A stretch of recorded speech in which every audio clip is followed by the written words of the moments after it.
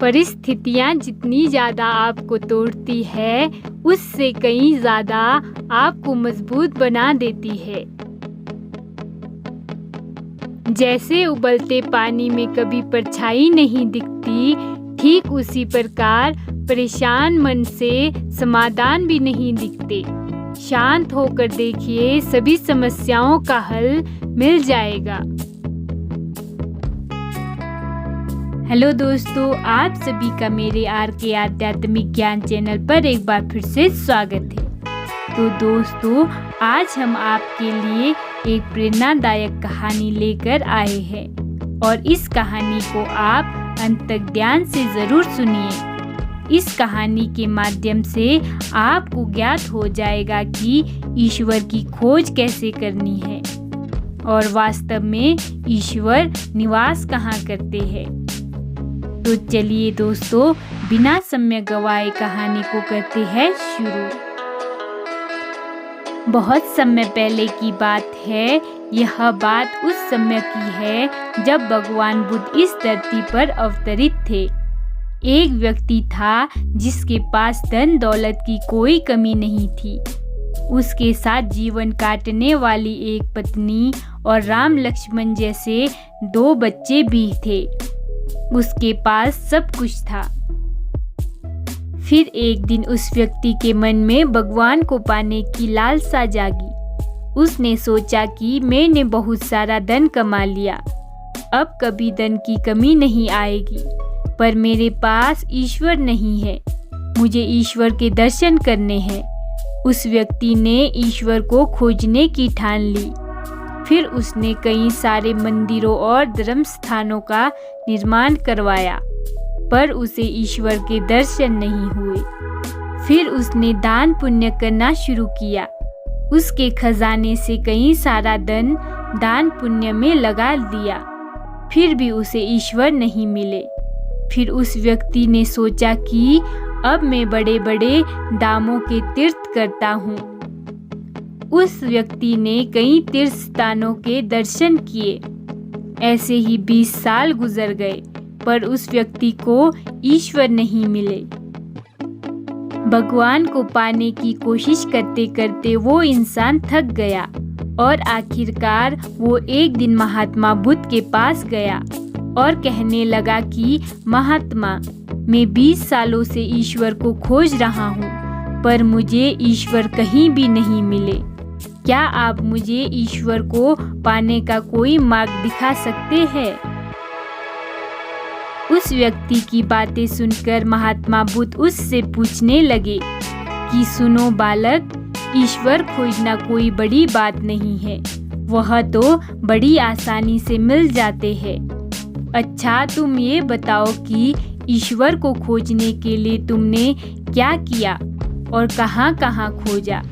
वह व्यक्ति बुद्ध को पूरी बात बताता है कि मैंने कई सारे मंदिरों और धर्म स्थानों का निर्माण किया, दान पुण्य किया और कई सारे तीर्थ स्थानों के दर्शन किए, फिर भी मुझे ईश्वर नहीं मिले। महात्मा बुद्ध उसकी बातें सुनकर हंस पड़े और कहा, ठीक है, तुम्हें ईश्वर के दर्शन करने हैं ना, तुम शाम के वक्त मेरे पास आ जाना, तुम्हें ईश्वर मिल जाएंगे। वो सज्जन खुश होकर चला गया कि मुझे आज ईश्वर के दर्शन होंगे। फिर कुछ देर बाद संध्या होने को आई, पर महात्मा बुद्ध संध्या होने से पहले कुछ ढूंढने लगे हैं।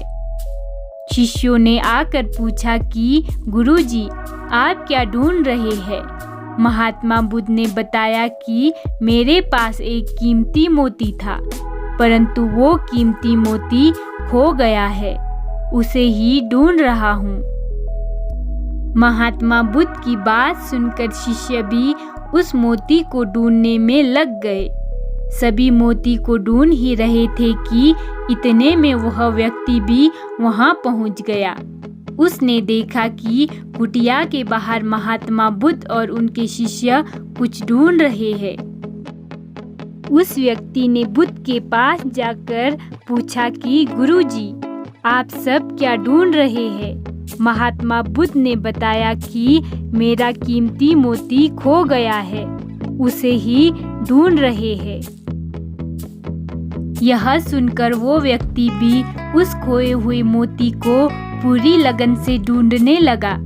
ढूंढते ढूंढते रात होने को आई, पर मोती नहीं मिला।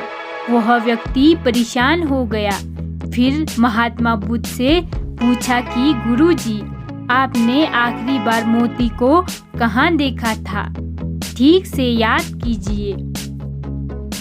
फिर महात्मा बुद्ध सोचकर बताते हैं कि मैंने आखिरी बार मोती को कुटिया के अंदर देखा था। यह सुनकर वह व्यक्ति थोड़ा गुस्सा हो गया और बुद्ध से कहने लगता है, आप में थोड़ी सी भी अक्ल नहीं है।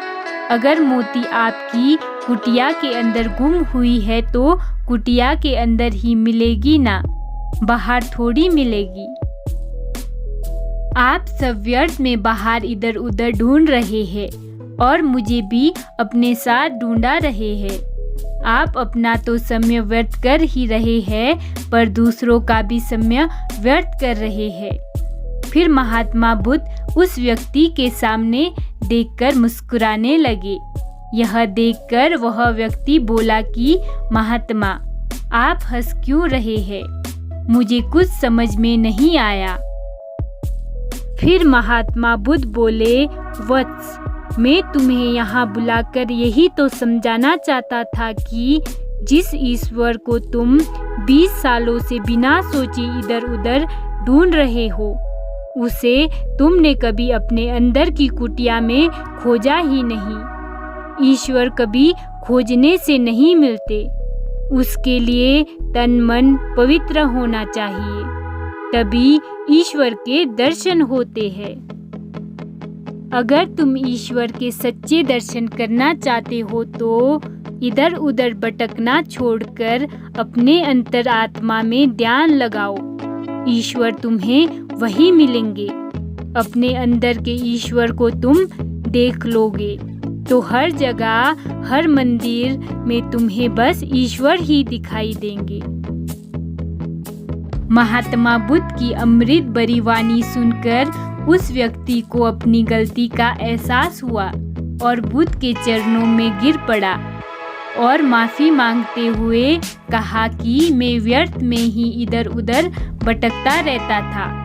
वास्तव में तो ईश्वर हमारे अंदर ही होते हैं। तो दोस्तों, आशा करती हूँ कि आप सभी ने इस कहानी से कुछ न कुछ सीख ज़रूर ली होगी। और यदि वीडियो दिल से पसंद आया हो तो एक लाइक ज़रूर करें और साथ ही साथ मेरे चैनल को भी सब्सक्राइब करें और बेल वाले आइकन को दबाकर ऑल को क्लिक करें, ताकि जब भी मैं ऐसे ही गौतम बुद्ध से जुड़ी प्रेरणादायक कहानियाँ लेकर आऊँ तो सबसे पहले नोटिफिकेशन आपको मिले।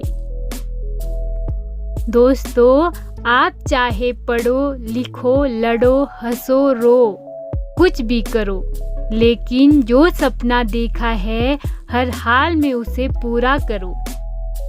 दिल के सच्चे लोग भले ही जीवन में अकेले रह जाते हैं, लेकिन ऐसे लोगों का साथ भगवान जरूर देता है। जिंदगी में जीतने के लिए जिद होना चाहिए, हारने के लिए तो एक डर ही काफी है।